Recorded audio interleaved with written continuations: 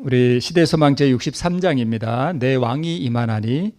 우리 성경 본문의 말씀은 누가복음 19장 28절로 44절에 있는 말씀을 눈으로 함께 따라 읽겠습니다. 예수께서 이 말씀을 하시고 예루살렘을 향하여 앞서서 가시더라. 감람원이라는 산에 벳바게와 베다니에 가까이 왔을 때에 제자 중 둘을 보내시며 이르시되 너희 맞은편 마을로 가라. 그리로 들어가면 아직 아무 사람도 타보지 않은 나귀 새끼에 메어 있는 것을 보리니 풀어 끌고 오너라. 만일 누가 너희에게 어찌하여 푸느냐 묻거든 이렇게 말하되 주가 쓰시겠다 하라 하시매 보내심을 받은 자들이 가서 그 말씀하신 대로 만난지라. 나귀 새끼를 풀 때에 그 임자들이 이르되 어찌하여 나귀 새끼를 푸느냐 대답하되 주께서 쓰시겠다 하고 그것을 예수께로 끌고 와서 자기들의 겉옷을 나귀 새끼 위에 걸쳐놓고 예수를 태우니 가실 때에 저희가 자기의 겉옷을 길에 펴더라. 이미 감람산에서 내려가는 편까지 가까이 오심에 제자의 온 무리가 자기의 본바 모든 능한 일을 인하여 기뻐하며 큰 소리로 하나님을 찬양하여 가로되 찬송하리로다 주의 이름으로 오시는 왕이여 하늘에는 평하여 가장 높은 곳에는 영광이로다 하니 무리 중 어떤 바리새인들이 말하되 선생이여 당신의 제자들을 책망하소서 하거늘 대답하여 가라사대 내가 너에게 말하노니 만일 이 사람들이 잠잠하면 돌들이 소리 지르리라 하시니라. 가까이 오사 성을 보시고 우시며 가라사대 너도 오늘날 평화에 관한 일을 알았다면 좋을 뻔하였거니와 지금 내 눈에 숨기웠도다. 날이 이를지라 내 원수들이 토성을 쌓고 너를 둘러 사면으로 가두고 또 너와 및 그 가운데 있는 내 자식들을 땅에 메어치며 돌 하나도 돌 위에 남기지 아니하리니 이는 권고받는 날을 내가 알지 못함을 인함이니라 하시니라. 네. 자, 내 왕이 임하나니 우리 예수님께서 나귀를 타시고 예루살렘 성에 입성하시던 그 사건을 우리 본문으로 하고 있습니다. 먼저 오늘 이 승리의 입성을 하시는데 이게 이제 예수님이 일주일 있다가 돌아가시는 때예요. 예수님 십자가 달리시기 꼭 일주일 전인데 오늘 이 승리의 입성은 1월 9일이었습니다. 날짜로 따지면 요일로 하면은 일요일이었고요. 이제 다음 주 금요일에 예수님이 십자가에 달리시면 그 전주 일요일이에요. 1월이지만 이제 오늘날 달력으로 하면 한 3월 말에서 4월 초쯤 됩니다. 그러니까 봄이에요. 네. 그러면 이제 그 다음 날 월요일 날에 열매 없는 무화과나무를 저주하시고 두 번째 성소 정결을 하시고 또 베다니로 물러가시고 화요일 날에 아주 여러 비유를 말씀을 많이 주시죠. 여기 나와 있는 대로 여러 가지 비유를 주님께서 주셨습니다. 열처녀, 달란트 비유, 양과 염소의 비유 다 이때 나온 말씀입니다. 12일 날 수요일 날에는 아무것도 안 하시고 물러나가셔서 쉬신 걸로 되어 있습니다. 13일 날 목요일에는 유월절을 준비하시고 그날 저녁에 최후의 만찬을 하셨어요. 그리고 겟세마네로 물러가시고 그날 밤에 체포되셨습니다. 그리고 금요일 날에 재판받으시고 십자가에 처형되시고 장사되셨죠. 이게 유월절이에요. 유월절이 1월 14일이죠. 네, 여기 유월절이었고 안식일에는 무덤에서 쉬셨고요. 이게 무교절이죠. 16일 일요일 날에는 부활하셨죠. 그래서 이것은 초실절이라고 이렇게 우리가 그 유대의 7 절기 가운데 이렇게 우리가 이해할 수 있습니다. 이렇게 좀 짚고 넘어가면 이때 이런 사건이 있었구나 하는 것 좀 이해하기 쉬우시죠? 네. 자, 오늘 내 왕이 임하나니 우리 시대소망 제63장은 몇 가지로 제가 이렇게 주제별로 이렇게 좀 나누면 이렇게 되어 있습니다. 첫 번째는 희망과 소동입니다. 두 번째는 어떤 의미가 있느냐 그게. 그다음에 세 번째는 비탄과 눈물이 이어서 나오고 네 번째는 기회가 나오고요. 다섯 번째는 누구냐 하는 이러한 주제로 되어 있습니다. 이것만 보시니까 이해가 잘 안 되시죠? 네, 제가 또 달아볼게요. 자, 희망과 소동은 왜 희망과 소동이 일어났는가 하면 예수님이 지금 뭘로 오시는 거예요? 왕으로 오시니까 이분이 이제 왕으로 오신다는 그런 희망 때문에 소동이 일어났다는 거예요. 그죠? 이해가 되시죠? 자, 그 다음에 백성들은 이 예수님이 왕으로 지금 보좌에 즉위하신다고 막 희망에 차 있고 소동을 하고 있는데 예수님께서 지금 나귀를 타시고 입성하시는 그 진정한 의미는 무엇이었습니까? 죽음이었습니다. 이걸 모르는 거죠, 지금. 그죠? 네, 그런 뜻이었고요. 그다음에 비탄과 눈물, 예수님께서 나귀를 타시고 감람산 위에 서셔서 예루살렘 성을 바라보시면서 뭐 하셨어요? 우셨습니다. 도성의 운명을 바라보시고 비탄과 눈물을 흘리셨습니다. 자, 기회는 무슨 말씀인가 하면 예수님이 지금 나귀를 타고 입성하시는 이 장면이 이스라엘 백성들이 멸망당하지 않고 구원을 얻을 수 있는 마지막 기회였습니다. 마지막 기회였어요. 그러니까 회개할 수 있는 마지막 기회였는데 이 기회를 받았을까요? 못 받았을까요? 못 받았습니다. 이 마지막 기회를 놓쳐버렸습니다. 마지막 누구냐 하는 것은 오늘 이 시대소망 63장 끝에 가면 누구냐 하는 질문에 대해서 이분이 어떤 분인지를 쭉 설명하고 있습니다. 자, 하나하나 살펴볼게요. 자, 희망과 소동, 왕으로 오시는 이 예수님이 마지막 일주일간 중에 첫째 날이었습니다. 그러니까 왜 희망과 소동을 일으켰는가 하면 이제 이스라엘 나라가 로마의 이 식민지 압제로부터 벗어나서 위대한 독립국가가 되리라고 하는 그러한 희망을 갖고 있었습니다. 그러니까 소동이 당연히 일어났겠죠. 큰 희망에 부풀어 있었으니까. 그러니까 왜 이런 희망을 가지고 오셨는가 하면 예수님이 이 땅에 오신 진정한 사명에 대해서 이스라엘 백성들이 몰랐습니다. 뭘 이해였어요. 그래서 그랬습니다. 자, 나귀를 타고 지금 입성을 하시는데 지금 기쁨에 겨워 있고 그런 장면을 누군가가 지금 이렇게 그림으로 그렸습니다. 자, 의미는 이렇게 기록하고 있습니다. 이것은 그분을 십자가로 몰고 갈 것이었다. 그러나 이와 같이 자신을 구속주로서 공공연히 드러내는 것이 그분의 목적이었다. 예수님이 전에는 안 그러셨거든요. 뭐 짐승을 타거나 자기를 메시아로 이렇게 완전히 드러내는 일이 없었어요. 그래서 뭐 병자를 고쳐줘도 누가 고쳐줬다 그러지 마라 하고 이렇게 자신을 숨기셨는데 이번만큼은 자신을 드러내셨다는 말입니다. 왜 드러내셨는가 하면 이제 예수님이 십자가에 달려 돌아가셔야 되는데 백성들이 몰래 예수님이 저쪽에 가서 아무도 몰래 이렇게 돌아가시면 어떻게 될까요? 어떻게 되겠어요? 지금 예수님이 돌아가시는 것을 온 인류의 죗값을 대속하시는 메시아로서 이렇게 돌아가시는 게 온 천하에 드러나야 돼요? 감추어져야 돼요? 드러나야 돼요. 그죠? 그래서 예수님께서 이렇게 하신 거예요. 이제 그 서막을 지금 여시는 거예요. 온 천하에 드러내기 위해서. 그죠? 그분은 타락한 세상에 대한 당신의 사명의 최후를 장식할 그 희생의 주의를 불러일으키기를 열망하셨다. 그러니까 이제 백성들이 예수님이 왜 돌아가시는지 저 죽음이 뭘 의미하는지 백성들이 깨달아야 되기 때문에 온 천하에 드러나야 돼요. 그래서 이렇게 나귀를 타고 입성하셨다는 것입니다. 그래서 그분의 사명이 흠없는 거룩한 생애와 고난과 희생임을 드러내기 위해서 이렇게 했습니다. 그래서 나귀를 타고 가는데 예수님은 아시죠? 이 길이 죽음의 길이라는 걸. 그런데 제자들은, 백성들은 몰라요. 예수님이 왕이 되셔가지고 로마인들 다 무찌르시고 이제 이 이스라엘 나라를 위대한 독립국가로 만들이라는 그러한 희망으로 가득 차 있었습니다.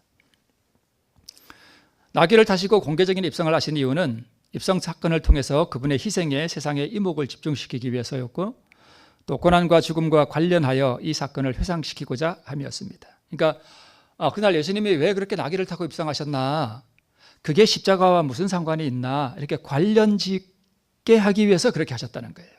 관련하여. 네. 그 다음에 입성 사건, 우리 구약 성경에 예언되어 있잖아요. 그는 겸손하여 뭘 타나니? 나귀를 타나니 하는 그 구약의 예언과 이분을 뭘 시키기 원한 거예요? 예, 연결시키기 원한 거예요. 그래서 성경을 예언을 연구하는 사람들이 구약의 예언에 있는 그분이 바로 누구구나. 이분이 바로 그분이었구나. 진짜 그 예언대로 나귀를 타셨구나. 이거를 깨닫게 하기 위해서 일부러 그렇게 드러내셨다는 거예요. 그죠? 그래서 성경을 그 예언을 연구하는 사람들이 앞으로도 그분이 메시아였구나 하는 확신을 갖게 하고자 함이었는데 이스라엘 백성들은 근데 결과적으로 놓고 보면 메시아로 받았어요, 안 받았어요? 거절했어요. 지금도 메시아로 안 믿습니다. 그래서 이사야 53장이 무슨 의미냐 하라고 유대인들에게 물으면 막 화를 냅니다. 이사야 53장 아시죠? 네. 그가 채찍에 맞음으로 뭐 그런 내용 있잖아요. 그죠? 그거 하면 막 화를 내요. 그러니까 정확하게 그 예언을 적용하면 누구에게 적용되니까?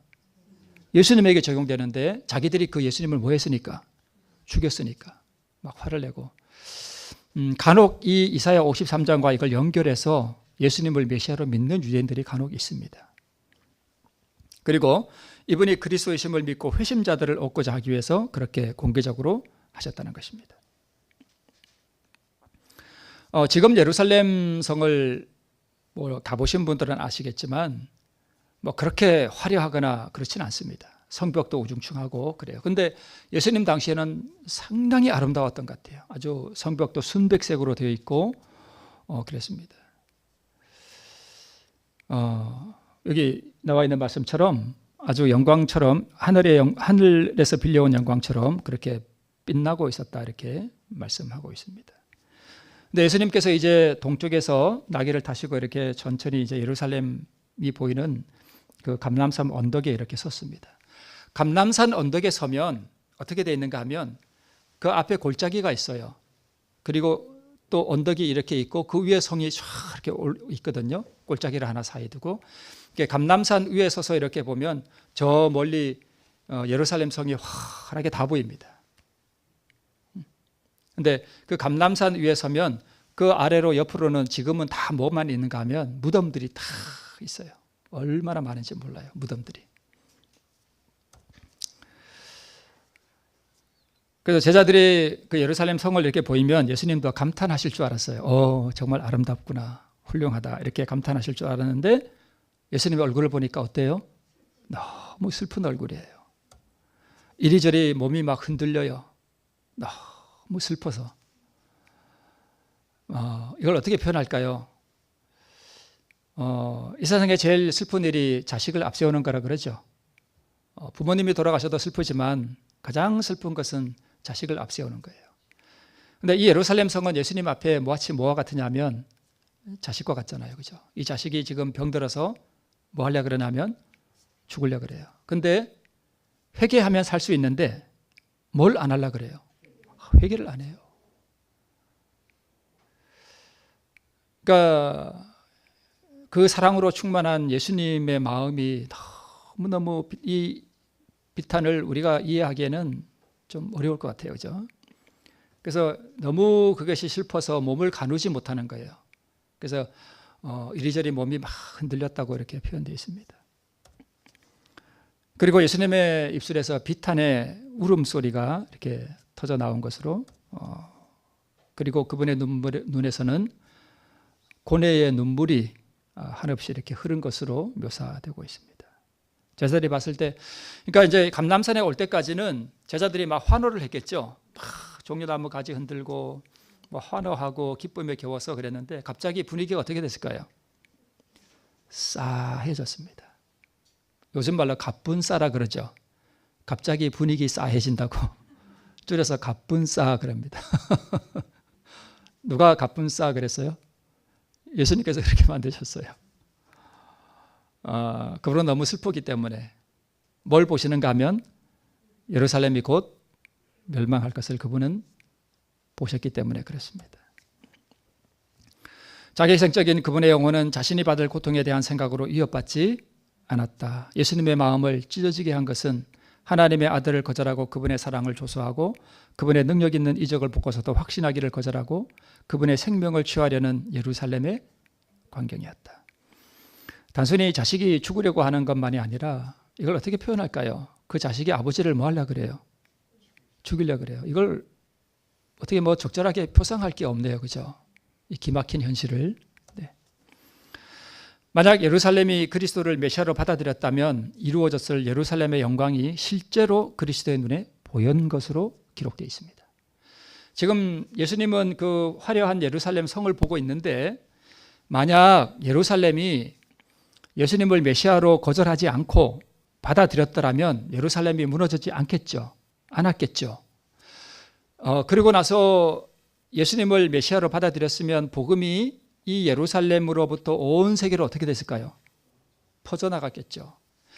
그래서 이 평화의 비둘기가 이 복음의 기별을 가지고 온 세계로 퍼져나가는 그 영광, 그리고 예루살렘 성은 온 세계의 수도가 됐을 것이라고 기록되어 있어요. 세상의 수도예요. 워싱턴을 능가하는 그런 영광으로 우뚝 서게 될 그 실제적인 장면이 예수님의 눈에 실제로 보였습니다.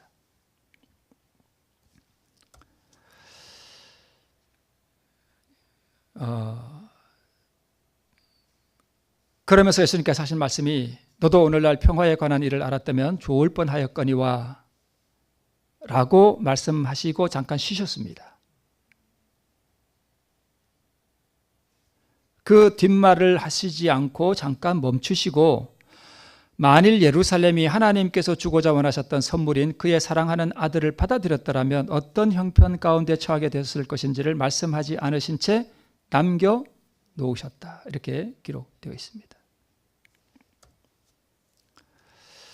만약 그걸 받아들였더라면 열국의 왕으로 번영을 누릴 것이었고 성문에는 로마의 군사들이 서 있지 않았을 것이고 로마가 지배하지 않았을 것이라는 말씀이죠. 무서운 질병에서 치유를 받고 속박에서 해방되고 온 세상의 수도가 될 것을 보셨습니다. 예루살렘에서 평화의 비둘기가 세상으로 날아가는 것을 보셨고 세계의 영광의 면류관이 된 예루살렘의 모습을 실제로 예수님께서 보셨습니다.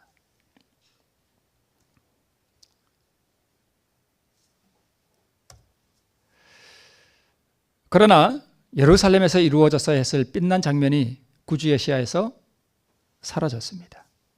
그리고 이어서 그분은 비탄으로 끊어졌던 말씀을 계속하셨는데 그 말씀이 뭐냐 하면 지금 내 눈에 숨겨왔도다. 날이 이를지라 내 원수들이 토성을 쌓고 너를 둘러 사면으로 가두고, 그러니까 그 영광스러운 모습이 사라지고 나서 곧 그분의 눈에 뭐가 보였냐면 군사들이 성을 에워싸고 어머니들이 자식을 삶아 먹고 굶어 죽고 그 성벽 주위로 로마 군사들이 도망가는 이스라엘 백성들을 잡아다가 다 십자가 못 박아 버렸습니다. 그래서 그 성벽 주변이 온통 십자가가 세워져 가지고 죽어가는 사람들로, 그래서 아주 정말 무서운 광경이 있었습니다. 그걸 예수님께서 보신 것이죠. 그러니까 그분이 얼마나 슬펐겠습니까? 포위, 굶주림, 자녀를 삶아먹고 이스라엘 백성들이 고문대에서 고문을 당하고 언덕 위에 수많은 십자가들이 세워지고 그리고 수많은 죽음들, 무너지는 성벽, 이런 것들이 예수님의 눈에 보였습니다. 자, 기회, 회개의 기회였죠. 예루살렘 입성이 회개하고 구원을 얻을 수 있는 최후의 기회였습니다. 한 영혼의 가치가 참 크죠. 그런데 지금 온 민족이 지금 뭐 하려고 그러냐면 멸망을 당하려고 하고 있습니다. 신속히 서산으로 기울고 있는 태양이 하늘에서 자취를 감출 때 예루살렘의 은혜의 날도 끝날 것이었다. 아직 회개하기에 너무 늦은 것은 아니었는데 그랬습니다. 자, 이거 옛날에 제가 한번 했던 건데 작년에 첫째 천사의 기별, 둘째 천사의 기별, 그리고 셋째 천사의 기별이 이렇게 우리가 성경이 그런 구조로 되어 있는데 전부 다 둘째와 셋째 천사의 기별 사이가 밤중소리 기별이라고 우리가 흔히 그렇게 알고 있습니다. 첫째 기별은 회개하고 복음을 믿고 주께로 돌아오라는 기별이고요. 둘째 기별은 세상에서 나오든가 아니면 방주 안으로 들어가든가 하는 그런 기별들을 말하고, 그러니까 노아 당시의 밤중소리 기별은 이랬습니다. 방주를 지으면서 회개하라고 하는 기별이 첫째 천사의 기별이었고요. 방주가 완성된 다음에 죄와 세상을 버리고 방주 안으로 들어오라는 기별이 둘째 천사의 기별이었고, 밤중소리 기별은 뭐였는가 하면 짐승들이 질서정연하게 방주로 들어가는 사건을 우리 하이픈께서는 밤중소리라고 이렇게 적용을 하셨어요. 왜 이게 밤중소리냐 하면 밤중소리는 셋째 천사의 기별이 성취되는 하나의 징조를 나타내는 거예요.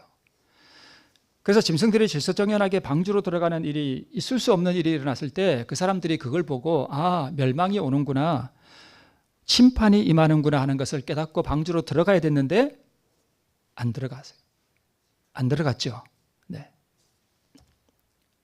자, 예수님 시대 마찬가지입니다. 침례 요한과 예수님이 회개의 기별을 전하죠. 메시아를 받아들이라는 기별이었고요. 밤중소리 기별은 나귀를 타고 예루살렘에 승리의 입성을 하신 이 사건을 화이프는 밤중소리 기별로 적용을 하셨습니다.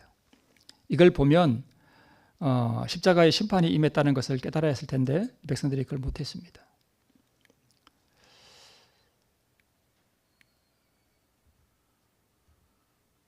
그래서 언제나 셋째 천사의 기별은 심판 기별이에요. 재림운동 당시도 마찬가지죠.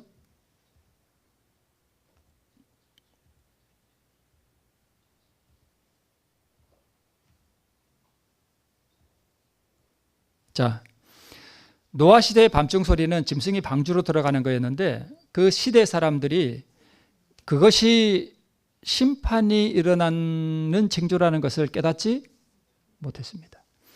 예수님 시대의 밤중소리는 나귀를 타고 입성하였는데 하는 것이었는데 제자들이나 백성들이 그것이 마지막 사건으로 가는 마지막 기회라는 것을 그 당시 사람들도 몰랐습니다.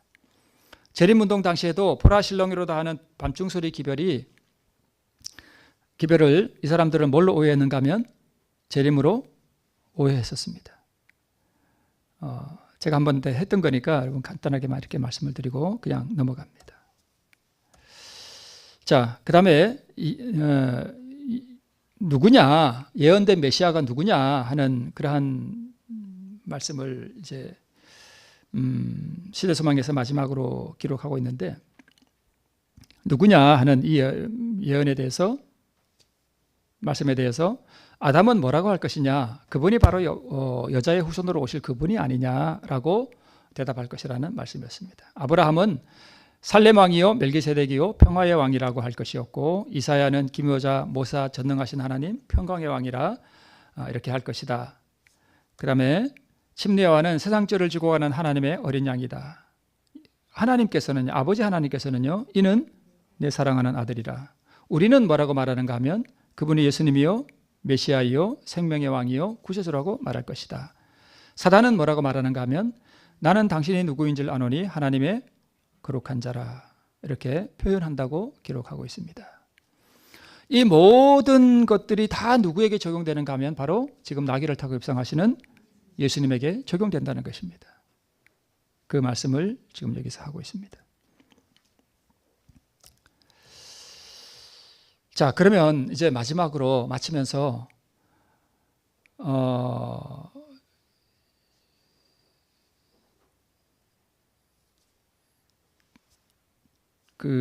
예수님이 지금 나귀를 타고 입성하는 사건을 우리가 보면서 우리는 무엇을 생각해 봐야 되는가 하면 우리는 지금 마지막 이 셋째 천사의 기별, 일요일 법령이 일어나고 예수님이 재림하는 마지막 사건 셋째 천사의 기별이 실제로 성취되는 것을 앞두고 있으면 지금 우리는 어느 시대에 살고 있다고 우리가 적용해 볼 수 있는가 하면 바로 밤중소리 기별, 즉 예수님이 지금 나귀를 타고 입성하시는 그 시대와 우리가 동일한 시대에 살고 있다. 영적으로 비유적으로 우리가 그렇게 볼 수 있습니다. 그러면 자, 우리는 희망과 소동이 있나요?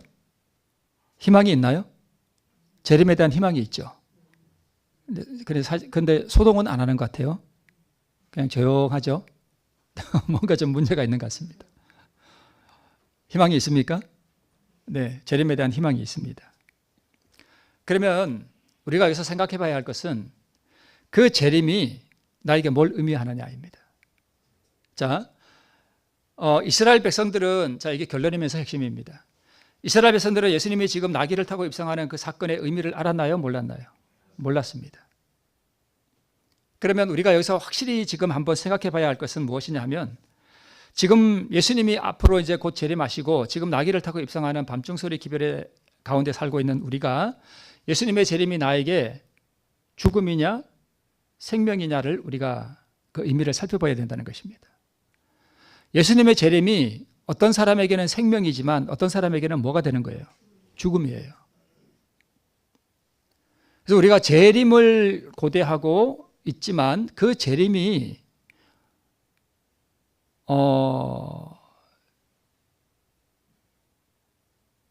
준비되지 않은 사람에게는 뭐가 되죠? 죽음이에요.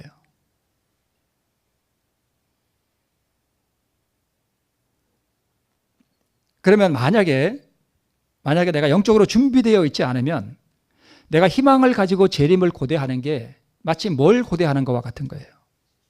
죽음을 고대하고 있는 거예요.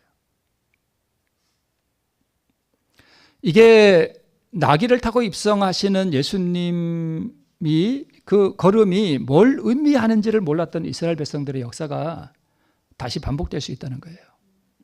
만약 내가 준비되지 않았다면, 내가 만약에 준비됐다면요, 재림은 희망이죠. 참 고대하고 고대할 정말 우리의 희망이죠. 그죠? 네, 그렇습니다.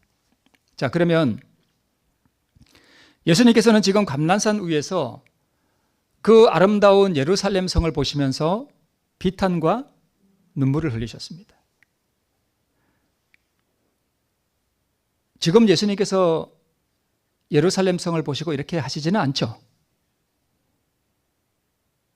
만약 내가 준비되지 않은 상태에서 다른 데 정신이 팔려 있다면 예수님이 감람산 위에서 흘리셨던 그 비탄의 눈물이 누구를 향한 것일까요? 나를 향한 것이에요. 그 예루살렘 성의 운명이 곧 누구의 운명이니까? 나의 운명이니까. 우리 각 시대의 대쟁투 1장이 제목이 뭐냐 하면 예루살렘의 멸망이에요. 그런데 그 예루살렘의 멸망은 세상의 멸망을 상징한다 그랬습니다.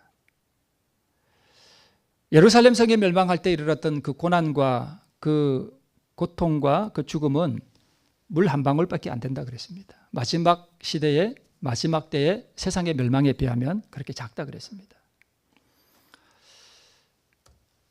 그 다음에 예수님께서 지금 나귀를 타고 예루살렘에 입성하시는 그 장면은 이스라엘 백성들에게는 마지막 기회였습니다.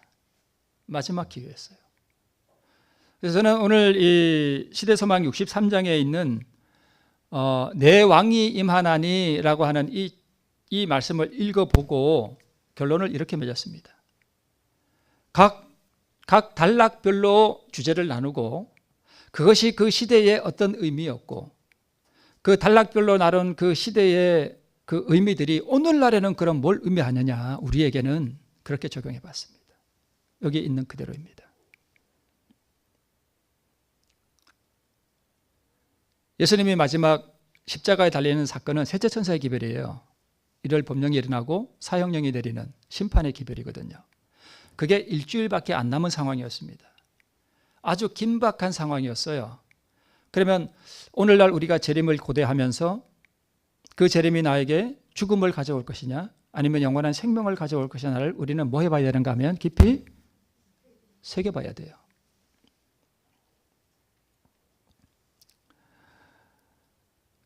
사단이 이스라엘 백성들을 멸망시켰죠.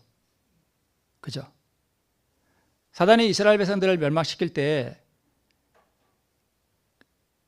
가장 효과적으로 사용한 방법이 뭐냐 하면 기만이었습니다.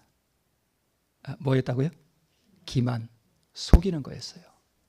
그는 속이는 자예요. 에덴에서부터 속이는 자였습니다. 어떻게 속였을까요? 구원받지 못한 상태에 있는데 뭐 했다고 착각하게 만들까요? 구원받았다고 착각하게 만들었습니다. 그걸로 이스라엘 백성들 다 멸망시켰습니다. 성경을 보세요. 성경에 그렇게 돼 있어요. 예배 잘 드리고 제사 잘 드리고 그죠? 제사 잘 드리고 11조 잘 드리고 회당에 잘 나가고 그러면서도 영적으로 준비는 되어 있지 않았습니다. 예수님께서 그들의 실상을 드러내면 그들이 불같이 화를 내면서 예수님 죽이려고 그랬죠. 그 해당 사건이 그걸 의미해요. 우리가 아브라함의 자손인데 왜 이상한 소리 하느냐? 너희가 구원받아야 되겠다.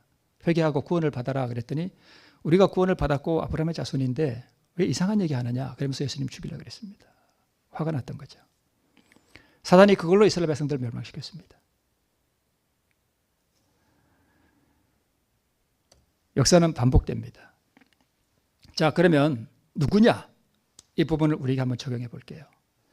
지금 예수님은 앞에 있는 아담, 아브라함, 다니엘, 이사야, 침례 요한, 심지어는 사단까지 그분은 이런 분, 이런 분, 이런 분, 이런 분이라고 다 표현되어 있습니다. 그런데 오늘 그것이 나에게 그분이 나를 심판하시는 심판주가 되느냐 아니면 그분이 나의 구원자가 되느냐, 그분이 누구냐 나에게, 이거 한번 우리가 생각해 봐야 되지 않을까요?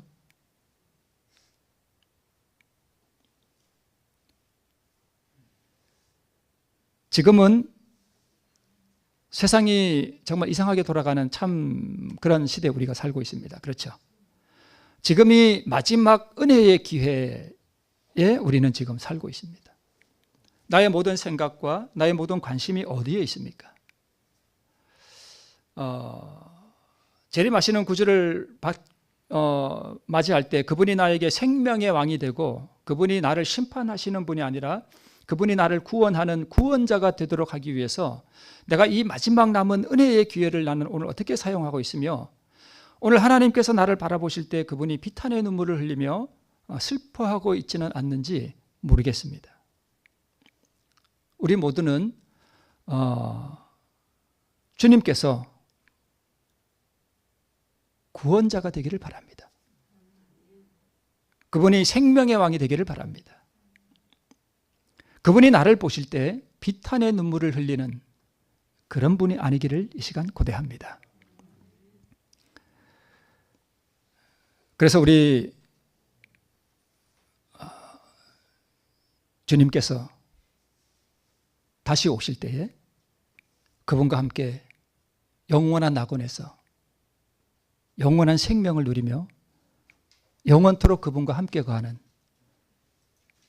그 영원한 축복이 우리 모두와 함께 하기를 바라면서 말씀을 마치겠습니다.